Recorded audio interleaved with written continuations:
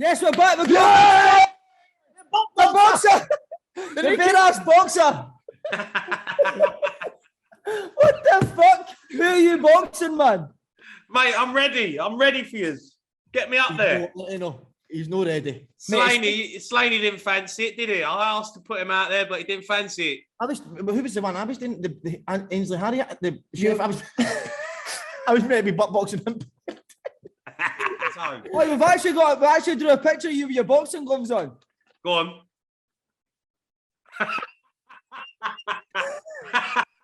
The meatball. Is that what's your boxing name?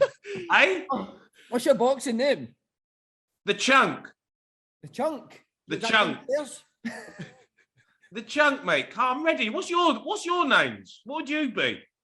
Oof, that's a great question. You boxed when you were younger. What was the thing you used to say? Chin down, arse up.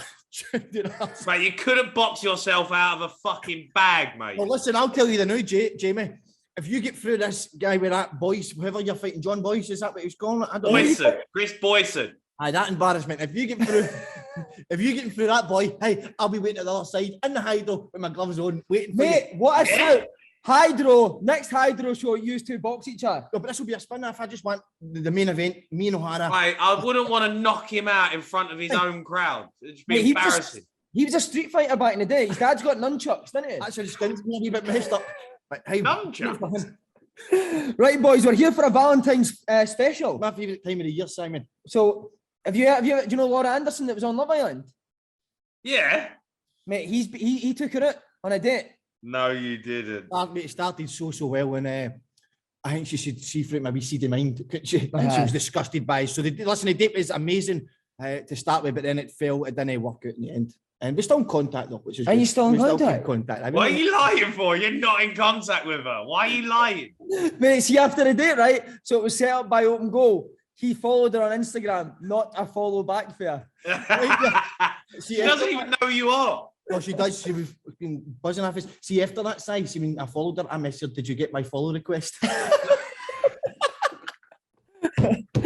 Right, mate, we're going to go for your first loves, you two, right? So, your first love is a team. Who would it be, Paul Slaney? As a team, listen, it's got to be obviously Glasgow Celtic, Simon. I mean, the best team in the world, biggest club in the world. So I found the love in then. But the ladies, a wee lassie, Maria and P3, my first love. Right. Aye. Primary 3, the young as that? Aye, P3 was my first love. And but then Hull and Celtic go close. And how was the skin in Primary 3? Smooth as a baby's bum. Was it? Yeah, absolutely. What age did it start going? When I get into the street fighting, about 13-year-old. Right. 13-year-old. What about you, Jamie? First love team? Tottenham? Got to be Tottenham, lads. Yeah, of course. I mean, it was the first team I went to see. My dad, all my family were Spurs fans. So why? They were rubbish, you know? Mate, come on. Spurs back in the day were unbelievable. Hoddle, Gascoigne, Ricky Villa, all them top players. Ozzy Ardiles, Gary Mabbott, Mickey Hazard, Gary Mabbott. They're the players back in the day that you used to love watching. So Paul Gascoigne, for me, when he was at Spurs, I just used to watch 6 of the best Tottenham videos 24/7. So obviously them. Who else was good for Spurs back in the day? Ginola. Ginola was good. Ginola, he just swaggered. Eddie Sheringham. Oh, Sheringham. Yeah. What a player, mate. So many. Right, first love as a player. Who was the player that you loved? Larsson. The King, Henrik Larsson. Better than any Tottenham player.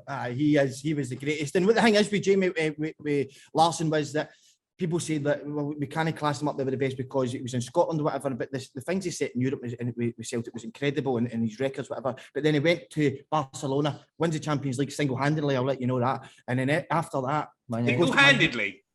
They were 1 down when he came on. And then he scored, well, he set 2 up, but he could have scored with Manti, but he wanted to give him a bit of credit. But after that, and then some people still say Spanish League a wee bit slow, whatever it may be, comes to England, Ronaldo, Rooney, idolise him. Ronaldinho idolises him. They were sitting.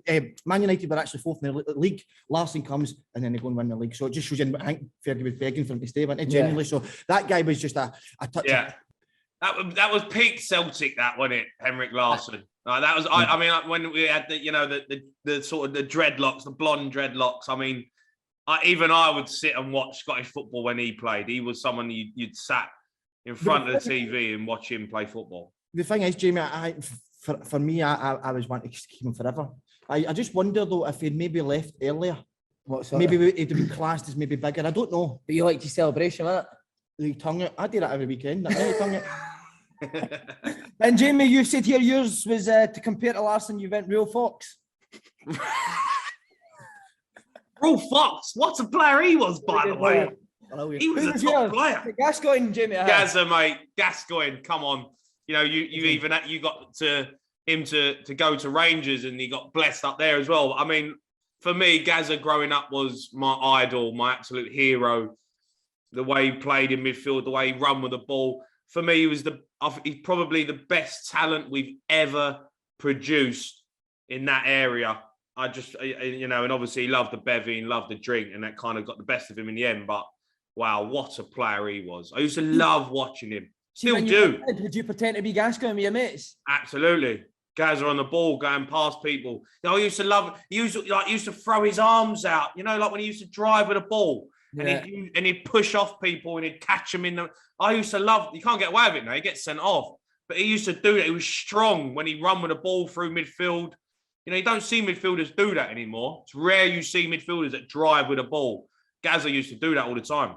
Jamie, what a player. I don't want to keep you on here because I know we've got stuff to go through, but similar to what I said with last night, if Gascoigne had went to Man United, he'd have actually won more. Made some bad moves, didn't he? But going to Tottenham being one of them. But see, obviously maybe had sort of demons there or whatever. Do you think if he'd went with Sir Alex, that might have changed? Yeah, maybe. I think so. I think if Sir Alex got hold of Gazza, I think you might have seen a different career, Yeah.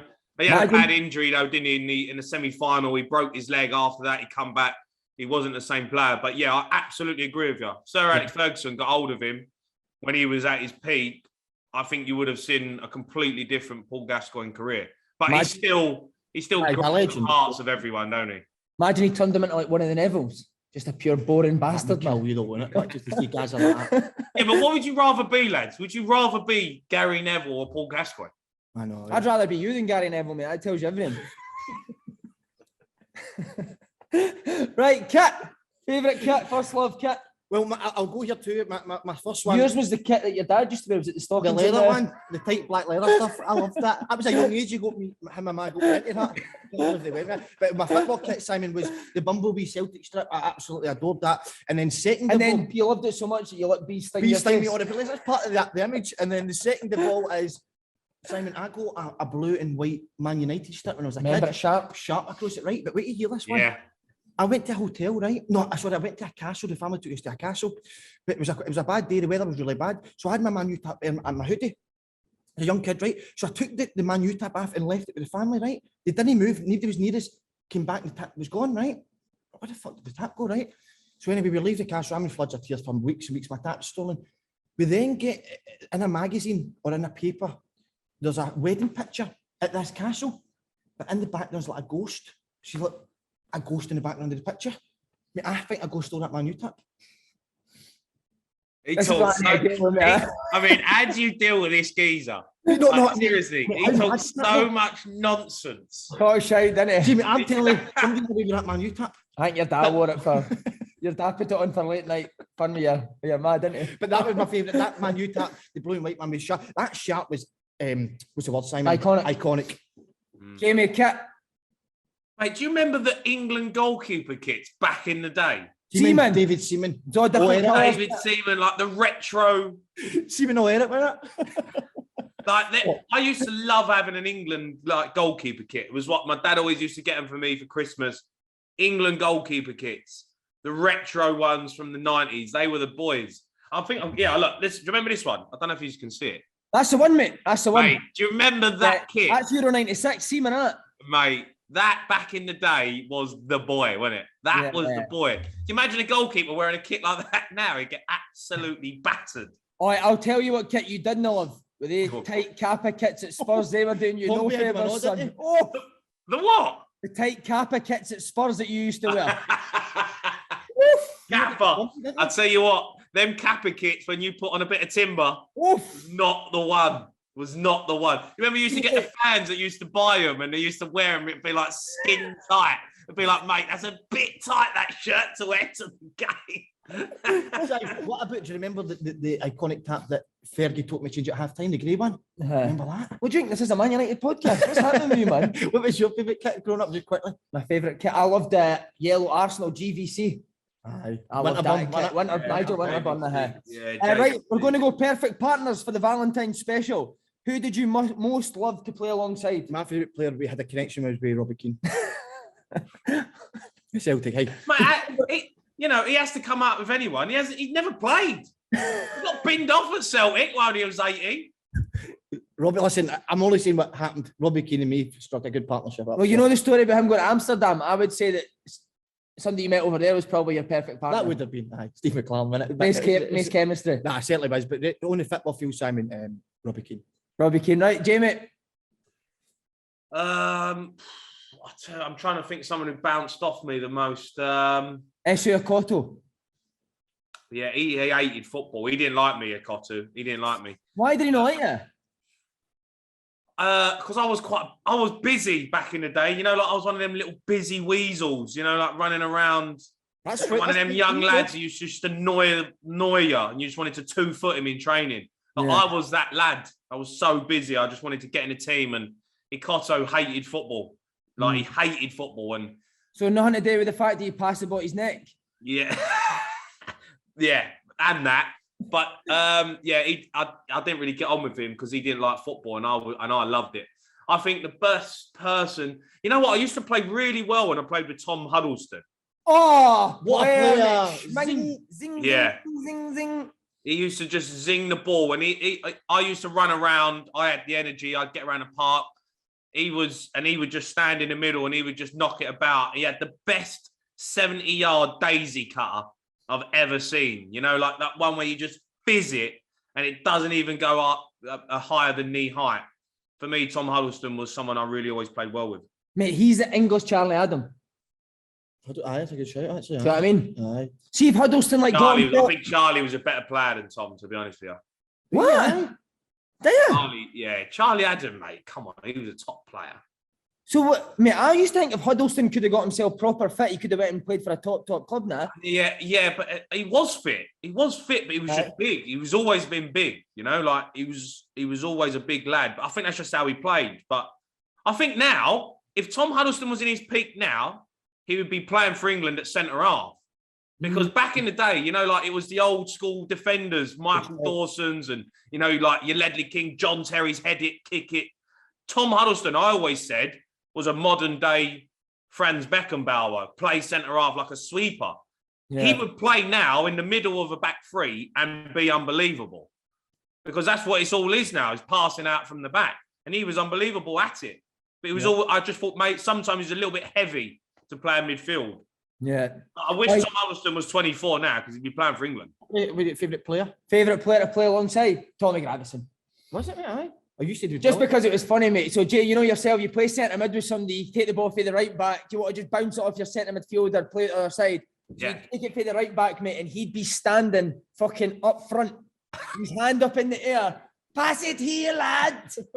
And I'd be like, Tommy, you're meant to be playing centre mid, mate. He would just fucking run anywhere he liked. Everywhere. And I've told the story before, mate. We were playing Albion Rovers, which is like bottom league in Scotland. It's like a pre-season friendly. Tommy Gravison asks to play with the reserves in this game at Albion Rovers.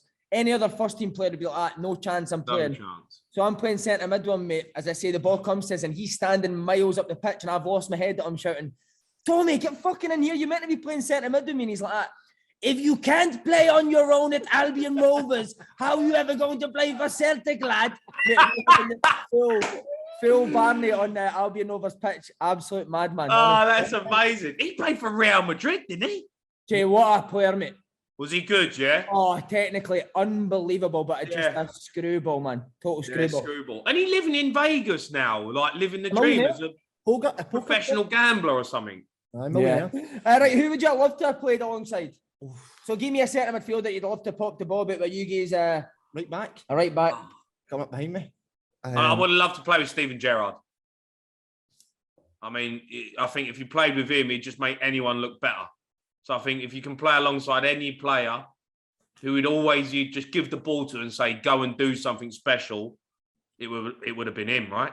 So you saying that Gerrard, Lampard, Scholes argument, you're going Gerrard? Gerrard's number one, mate, by a million miles. Listen, I can't have privilege of seeing a play to get freedom, but Scholes for me.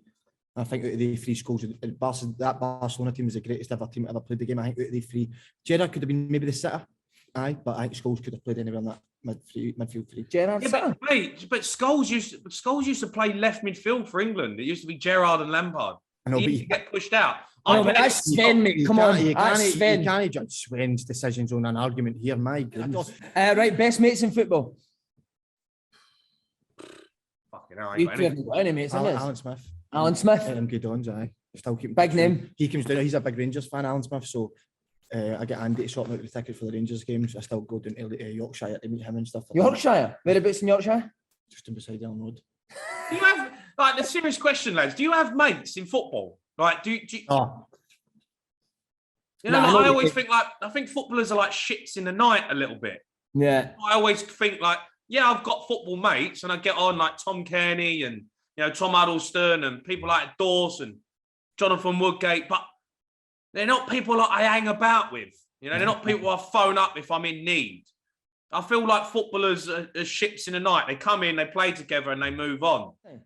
You're right though, because I think you play football, but you can count in one hand how many of them you actually still talk to. Innit? No, you're still pals with like Nicky Devlin and that. A couple close ones, but then apart from that, the rest. You heard of Nicky Devlin, Jim? Devlin, yeah, Nicky Devlin, yeah, I've heard of him, yeah. Livingston, that's his. You're good mates, aren't you? Very close. I've done England. Yeah, but like footballers are all the same, aren't they? Like we're all the same. We all just want to have banter. We want to have a laugh, have a great time, go out, get steaming, whatever. Do you know what I mean? But in terms of actual mates, I find it's hard for me to be like, yeah, he's my best mate, because I haven't got really, my best mates are from school. I'm still good pals with Paul Caddis. Remember Paul Caddis who kept Birmingham up on the last day now? Paul Caddis. Championship season. We fell back. What league was this? Championship. Lee Clark was the Birmingham manager. Who gives a shit about that? That league that you played in all your career. So he was the best. So DeCanio was obviously mad on like healthy food. But this is a wee guy for a scheme in Kilmarnock, mate, and he does not like fruit, veg, pasta. All he likes is chips, sweets, crisps. Yeah. So we used to go away pre-season, and DeCanio would obviously have like be pasta, olives, salad. Mate, he would ask the waiter, an Italian guy, here, mate, have you got any chips or spaghetti bolognese? And the Italian waiter's at him, spaghetti bolognese? So DeCanio again, mate, away trips, they'd put on like food before you left to go on an away game. So Cads used to drive to McDonald's, mate, spend like 20 quid's worth and take a backpack, stuff the McDonald's in his backpack, zip it, go right to the back of the bus, because obviously DeCanio would be at the front, unzip his backpack up the back of the bus, and the boys would sit round him, so DeCanio, and he'd sit and eat at McDonald's on the away game. But then he'd go out, mate, and be the best player on the pitch. It just shows you, doesn't it? Just shows you. Mate, football, Spurs used to do that. When one day Ramos come in, he banned ketchup, mayonnaise, like all that shit in the change room. He was like, no, you're not allowed it. No, like jelly babies before games. The lads used to get the kit man and the security guard, Rambo, who's still there, by the way. They used to go and get him to sneak out, get McDonald's takeaways and bring them to the hotel rooms, because the lads were like, I'm not eating this crap before a game. Like dry pasta. Pasta, mate, that's what we had as well. Like torture. Dry pasta. Who wants to eat that? Mate, managers do that, didn't they? We played I've told this before as well, we played in a pre-season game, mate, and it was like in a fucking local sports club, mate. So DeCanio was like, we'll win the game. He's like, right, go and get some food. So we went through it at the wee sports club, and it's like we old women, and there's big trays of sausages, mate, and there's big trays of chips. So we were all saying to each other, fuck, should we have the sausages and chips, or will he go if he's not here? And I was like, no, fuck this, I'm starving. They've put it on, let's have it. Yeah. So mate, we're sitting eating sausages and chips, mate, and he comes in the wee room and he fucking flips. No, what is this? What is this? Everyone on the bus, on the bus. So we all go on the bus, mate, right? We're all sitting on the bus. He comes on the bus and he's like, who eats the sausage? Who likes the sausage? Put your hand up if you like the sausage. So we're all desperate not to laugh. See, the next day, mate, you had a full meeting, right? Comes in, he's explaining about how bad sausage is. And he's like, ketchup, terrible. And he's like, but mayonnaise, I wouldn't feed it to the flies. Mate, he's had a fucking meltdown over ketchup. Would you never say anything to Ramos now? Would anybody say, like, leave off, man, let us have some food? No, everyone was too scared to say anything to him. But everyone would just bring like their own ketchup. You know, like when we used to stay at away games, people would bring their own ketchup. Like, come on, you're playing for Tottenham. Bringing tomato ketchup into the hotel room. Right, what about the most unlikely bromance you've seen? Oh, good question. That's a great question, actually. Jonathan Woodgate, David Bentley. They were different. like best pals. Jonathan Woodgate come from Real Madrid. And, you know, if you think, I mean, you've done a podcast with him, right? But you think he's quite serious, but he's got great banter. David Bentley used to just absolutely annihilate him every day. What, Bentley would annihilate Woodgate? Oh, Bentley and Woodgate used to just go at it every day, cutting each other's clothes up, moving each other's cars, parking them down the road. Like, them two were just constantly at it.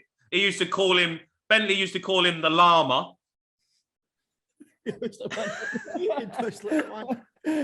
like a llama. And he used to just batter David Bentley, calling him horse teeth because of his fake teeth. Hey, what about you, Paul? I was thinking there, Simon, I can't actually think of many romances that have caught my eye that I think that's a bit strange. You and Fraser Forster were quite close. Me and Big Fraser Forster were very close. Would he not drive you to training sometimes? He used to drive to training. We were very close. I think similar personality sides, you know what I mean? Top players, and then obviously want to always better ourselves. So that's how that combined there. You know? Did you not say he was greeting once? He got upset a few times in the motor. I had to speak to him, scrub his seat, and I got up for that. He was a good guy. What about players? Smoothest player you've encountered? What does that mean? So who just Berbatov. Berbatov, that'd be the type. Yeah, Berbatov, mate. He used to just roll in, look $1 million, look like he was going on a catwalk every day. But I used to walk in like a bag of shit. You know, like shorts on, like scruffy trainers, t-shirt. I was coming to training. He would come in suited and booted. He'd come in leather jackets, Vivian Westwood shirt on, ready to go. I remember him digging me out once because I had black socks on with white trainers, and he was like, no, you cannot wear this. I was like, what are you talking about, mate? Black socks. Did you know wear that Seaman top in one day with a pair of jeans? What? Did you know wear that David Seaman goalie top with a pair of jeans in one day? Yeah. I used to get stick. He absolutely buried me once in front of everyone because you remember back in the day when people first started wearing socks with flip-flops. Yeah. Right? And he annihilated me. He's like, you do not ever wear this to a team meeting ever again. I was like, Berber, drop me out, mate. I'm in the hotel room chilling. Stop digging me out. I've got a pair of socks on with flip-flops. Was he being serious when he done it, though? I was being deadly serious. Do you know who was a slob? Do you remember Nicky Shorey, Jamie? Yeah, good player. Mate, I went to Pompey and Nicky Shorey came. Best guy alive, mate. Loves a beer, loves a night out, is a tramp. He used to come in, right, in the worst gear ever. We'd batter him for being ugly and wearing shit gear. He just laughed. We were all shite. He was what a player he was. Just take it. We used to sit at his place, take all his gear off, clothes off, sit with his wee pot belly hanging out. He would just sit and look at it, look around the dress and go, the fuck is this played for England? So what about smoothest player for you? Mate, Larsson was smooth. Was he? Larsson was smooth. I'm sure like all the boys maybe have like big Range Rovers. I'm sure Larsson had like an Aston Martin out every day, fitted, immaculate every day. The Canio's the smoothest thing you've ever seen in your life, mate. Every day was a fashion show, mate. You'd think he was walking on the Milan catwalk. We got a flight over Italy, right? So we land in Rome, I think it was. Land in Rome. So obviously you go through the baggage, security. Just as we're going to go out the automatic doors, he turns, puts his shades on, he's like that. You think David Beckham's big? Bang, walks out, mate. Place is fucking mobbed. The Canio in Rome. Wow. Smoothest guy ever, mate. Louis Vuitton hand luggage everywhere. Had his own clothes shop in Rome, he was telling us. He was a smooth guy. Smooth guy. Bentley every day. Right, heartbreak moment. So for you, Slaney, Celtic losing in Seville. I said, we're still never go there. That's You're crying, weren't you? One of the best runs UEFA Cup it was at the time. When was the last time Spurs had? Oh no, they've got to the Champions League final. But that didn't count. That was horrendous. That long bottle in it, honking. But then Celtic, in the way back, 2 battles of Britain, batter Blackburn, batter Liverpool at Anfield, So it was actually Champions League teams because Liverpool ended up winning the Champions League 2 years later, imagine. But I think they got Celtic at Porto in the final and lost to Mourinho's Porto. But the next season, they win the Champions League. Porto win the Champions League. So I believe that Celtic would have, were probably the best team in Europe at that time. But that was, I've never felt a game like that in my life. I think it was 2 each way extra time. But the play act. Playing this game, was you involved in this game? On the bench. I mean, that was one of the most heartbreaking moments for a Celtic fan, and the amount of Celtic fans out there. The place was floods. I still never got in it, mate. You never even went. My family did, but. What about you, Jamie? Biggest heartbreak moment? Was it being left out the League Cup final? Missing the penalty. What one was that?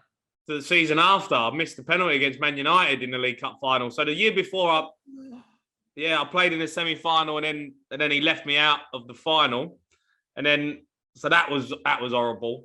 And then a year later, I played in the final and missed the penalty against Man United. Ben Foster saved it. I was absolutely gutted, devastated. So what, is that in a penalty shootout or in normal time? It was penalty shootout. I took the first pen. I stepped up. Harry Redknapp said, "Who fancies it?" I went, "Yeah, Gaffer, I'll take first one." I'll tell you what, I felt like walking up to take that penalty. I felt like I was walking up Mount Everest. It was the longest walk of my life. And then I stood over it. I picked my spot a week earlier. But Ben Foster knew. Ben Foster, that's disappointing because him saving a pen, innit? If it's Van der Sar, you can understand it, mate. Ben Foster saved your penalty. Yeah, but he's a great keeper. So he knew where I was going. He had, like on his water bottle or something, he had all like penalties of where they went. What about you? Mine's is we got to the playoff final my first year at Swindon, League One, to get in the Championship. They scored for a corner, mate. They were in the tunnel before the game, right? They were in the final the year before and they got beat, mate. Yeah. You know what Millwall were like? It was like, is it Tony Craig, Andy Frampton, Neil Harris, who's a manager now, Steve Morrison, who's a manager, mate. All 6'3" guys. Yeah. I was standing in the tunnel looking at them, and Neil Harris goes like, "Look at them lads, they're fucking shitting themselves." And I was like, "How does you know we were shitting ourselves?" So they scored for a corner, mate. And then Charlie Austin runs through. Mate, he'd been on fire that year, scored 20 goals in half a season. We're walking back to the halfway line thinking, yes, it's one each. We're going into extra time here. Just as he goes to hit it, mate, ball bobbles up, hits his shin, and he just passes the post, mate. And for that moment, because you're going up to the Championship, you're doubling your money, your career could be totally different. Next year, we're in League One again, end up getting relegated into League Two, and that's how quickly. You got relegated the season after. Well, see that summer, Jamie. Charlie obviously went to Burnley. They took him. Billy Painter went to Leeds, and our captain Gordon Greer went to Brighton. And after that, we're fucking hopeless. Quickly that can change. Championship to League Two. Football, mate. I remember. I obviously I didn't remember you because I didn't know you, but I remember that Swindon team, mate. That was a powerful side. It was a bang on team. I remember watching them thinking, these are proper. They're at it, playing some absolute soccer. We were good, mate. I played against you. Somebody actually Instagrammed us to say Wembley Cup. Did you play that game? Who for? Maybe somebody's got it wrong. We played Celtic. We played. Oh yeah, I played. Yeah, I played at Wembley. You playing against each other? 2-1 Celtic. Wow! Hey! There's your dinner, wee man. I had you on a bit of string. Bit of string. I remember that game. Did you play in that game? Played in that game, mate. John Bostock played as well. Remember, John? Yeah, Bostock played. Yeah. Came to Swindon later on. Palacios played that game. Simon, what a win! Do you know that? In fact, I think you watched me lift the Wembley Cup, son. Remember waving at you? Yeah, you won it. Was it Barcelona as well? Barcelona, Celtic, us.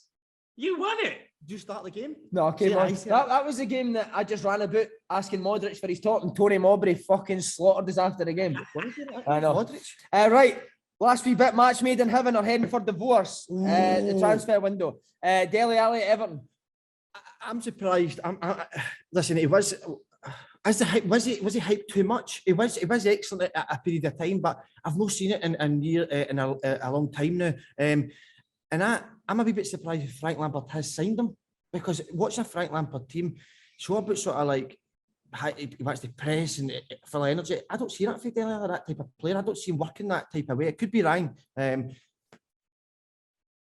you're saying no? I don't know if that work, no. Divorce. But see on Dele Alli, maybe Frank Lampard's going to be the best thing for him. You hope so. I'd like to think so, but they're in a dogfight, right? They are in it. I mean, they got beat by Newcastle comfortably at the other night, and they were shocking. Is Dele Alli up for a relegation fight? Is Donny van den Beek up for a relegation fight? I don't know if they are. And Lampard's never experienced a relegation fight ever in his career. No, I thought it was a strange appointment as well, mate. And see, when you're saying, will he get the best out of him?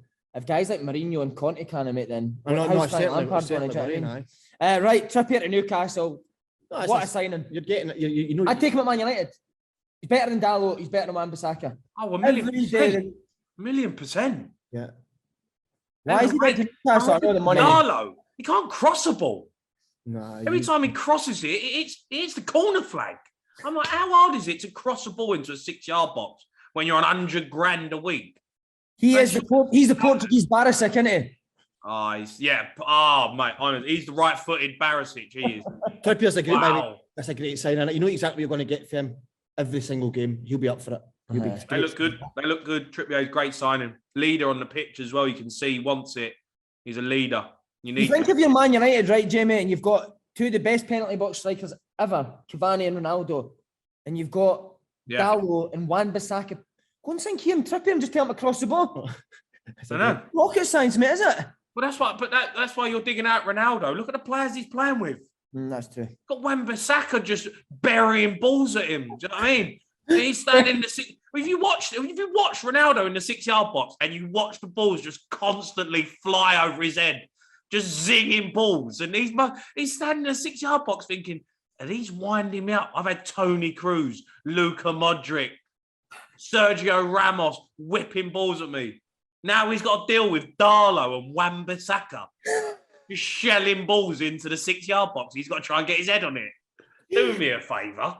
Oh, that's unreal. Right, Lampard to Everton. Down. Everton, down. There you go. You think so? Down. Everton? Down. Oh, wow. That's a big statement. I'm going to check the table. What's Frank Lampard done? Got Chelsea into the Champions League when they had transfer embargo. Yeah, but look who the teams that have got. Look at other teams who they've got as managers doing there. Every single one of them know what it takes to stay up in the Premier League. Roy Hodgson, Sean Dyche, Eddie Howe with Bournemouth. He's been there. He's felt that pressure before. Frank Lampard's never felt that pressure, being the bottom of the league. Nah, you think they'll stay up? I think they've got enough to stay up. If you look at the squad, if you look at the players, come on, there's 3 worse teams than them. There's 3 worse teams than Burnley, Watford, Norwich. Watford are doing. You know, Norwich have picked up results, but if you look at the squad, if you look at Everton's squad, come on, they're too good to go down. I don't know if their squad is too good, though. Who are you having in their squad? Richarlison, Calvert-Lewin, Donny van den Beek. You know, Jordan Pickford for me is a top player. Defence is honking, mate. Huh? Defence is honking. Holgate, Keane, honking. Yeah, it ain't great. But I think they got enough. So do you think Lampard will work out well, or marriage or divorce?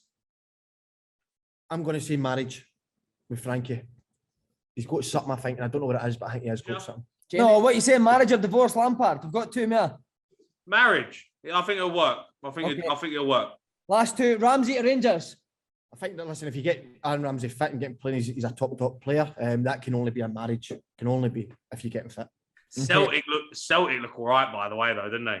I told you that, didn't I? I told you about Hatate, the Japanese boy. Do you believe that? They look all right. I watched them the other night. I was like, oh, I actually enjoyed watching Celtic play. They're playing some. I mean, Rangers are not that bad, though. Nah, Rangers are a good team as well, mate. Because I was looking at that team and Van Bronckhorst, I'm looking on the sideline thinking, there's no way Gerrard's side gets beat like this against Celtic. No way. No. Celtic absolutely annihilated them. Yeah, what a game that was. See that Leeds Aston Villa yesterday? What a game that was, mate. The boy Ramsey looks like sensational, doesn't he? Yeah, he does. And Coutinho, mate, what a player. Brilliant. And finally, what a way to end it as well. Eriksen to Brentford. That's an unbelievable story. And I felt in the summer when that happened, you obviously for his family and for himself, of course, at first. But after that, when things are all right, you're thinking, will he ever get back playing? And you see him now signing in the Premier League, just one of the best stories all year, isn't it? It's amazing. Yeah. I would have had him at Tottenham. I mean, if he's fit to play, and he obviously is, I mean, why would you not take a punt on him coming back to Tottenham? Because he's got something that we need, you know? Does he fit into this Conte style, though? No, he played him at Milan, didn't he? So he did. Can't believe that. Yeah. I Well, was expecting it came for the fun. I think he would have worked. But look, it's a great story. Good to see him back. Hopefully everything stays okay with him and he can just get back out on a football pitch. It's an unbelievable story. There'd be a movie made about it. Yeah.